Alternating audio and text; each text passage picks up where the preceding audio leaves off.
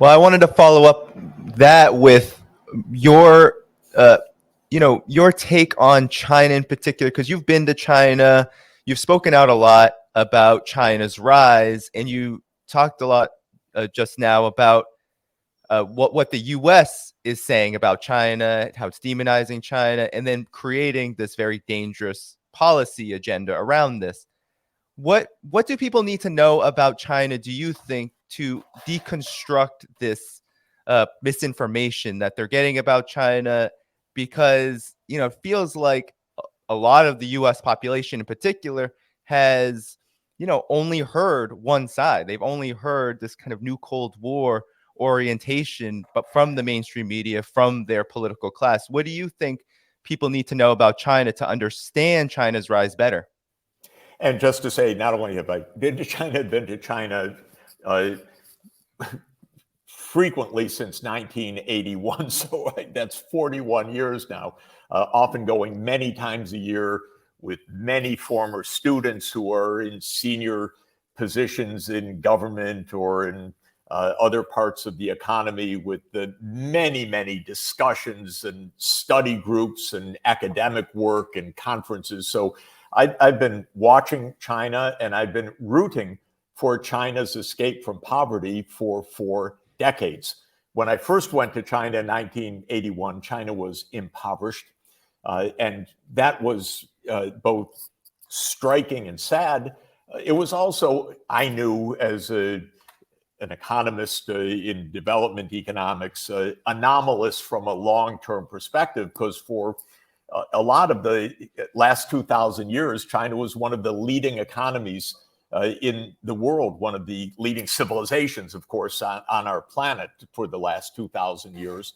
And they had a horrible streak from 1839, when Britain invaded in the so-called First Opium Wars, through the end of the 19th century, and all the European imperialists, then Japan as an imperialist power, and Japan's invasion in the 1930s, and civil war and disaster, and China ended up impoverished. So from 1980 onward, after Deng Xiaoping opened China to reform and to market economics, China started to develop from a base of extreme poverty. And I watched that process for 4 decades. I watched it very close up. I visited all parts of China. I studied the issues. I gave my analysis and suggestions of different things to do. But mostly I marveled at China's remarkable progress.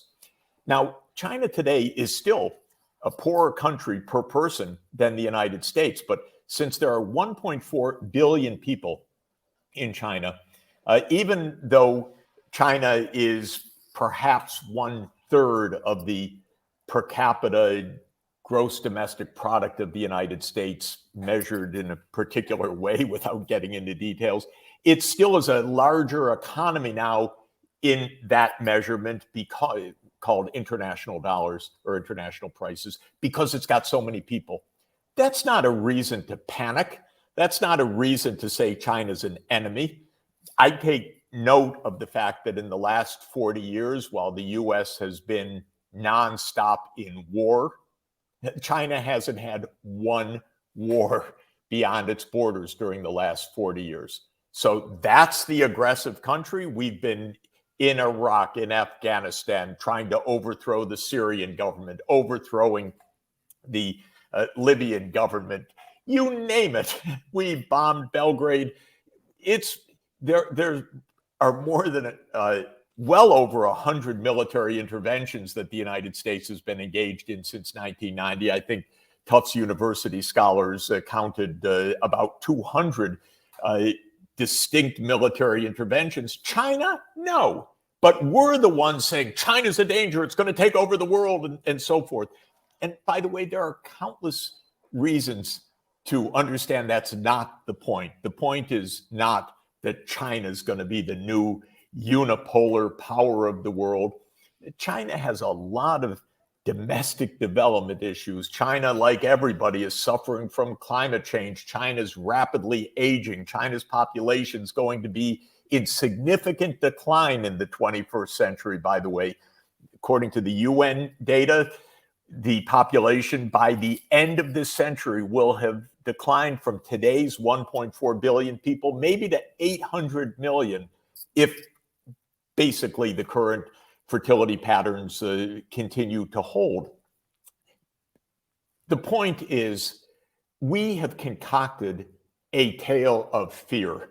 We have concocted a tale that I think they call China our pacing competitor. But basically, the newspapers say China's our enemy. We get to break every rule. We say we want a rule-based order, but we just put unilateral trade policies or unilateral sanctions or unilateral export bans on technology, all in violation of basic World Trade Organization standards.